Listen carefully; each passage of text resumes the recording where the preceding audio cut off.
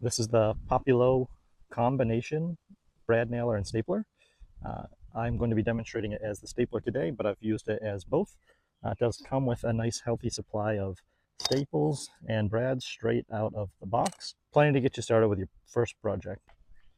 So this will fit a standard compressor, so you don't need to buy anything special for this to work.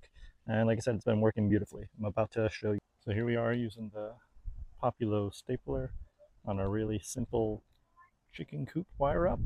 The wire's pretty thin, so you don't need too much to hold it down.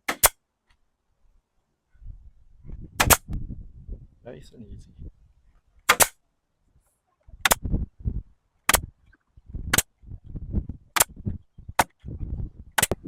So really simple to operate, really does the trick. Drives the staples all the way in, as just treated 2x4 that I ripped down. So just really happy with this stapler. If you're looking for a simple to operate, very reliable, no problems with misfires or feeding or anything like that, definitely recommend the Populo for many projects, not just the stapler function, but if you're putting together crates or anything like that, the brad nailer is also a great option.